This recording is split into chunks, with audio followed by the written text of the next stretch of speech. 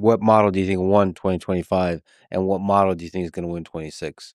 I think in the context of a consumer chatbots is a question of, are you willing to bet on Gemini over ChatGPT, Mm-hmm. which I would say in my gut feels like a bit of a risky bet because OpenAI has been the incumbent and there's so many benefits to that in tech.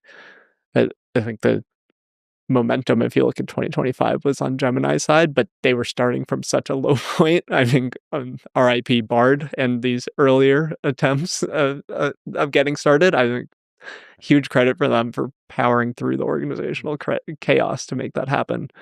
But also, it's hard to bet against to OpenAI because they always come off as so chaotic, but they're very good at landing things. And I think, like personally, I have very mixed reviews of GPT-5, but I had to have saved them so much money with the headline feature being a router where most users are no longer charging their GPU costs as much.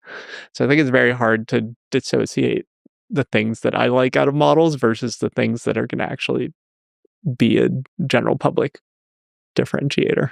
What do you think about 2026? Who's going to win? I'll say something, even though it's risky. I will say that I think Gemini will continue to take progress on ChatGPT. I think Google scale when both of these are operating at such extreme scales, and like Google has the ability to separate that research and product a bit better, where you hear so much about OpenAI being chaotic operationally and chasing the high impact thing, which is a very startup culture. And then on the software and enterprise side, I think Anthropic will have continued to success as they've again and again been set up for that. And obviously, Google's cloud has a lot of offerings, but I think this kind of like Gemini name brand is important for them to build. And Google's cloud will continue to do well, but that's kind of a more complex thing to explain in the ecosystem because that's competing with the likes of Azure and AWS rather than on the model provider side. So in infrastructure, you think TPUs give an advantage?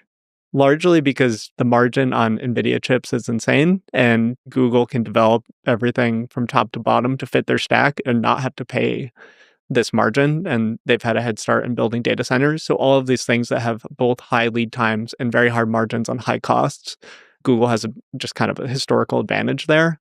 And if there's going to be a new paradigm, it's most likely to come from OpenAI, where their research division again and again has kind of shown this ability to land a new research idea or a product. I think like deep research, Sora, O1 thinking models, like all of these definitional things have come from OpenAI, and that's got to be one of their top traits as an organization. So it's kind of hard to bet against that, but I think a lot of this year will be about scale and optimizing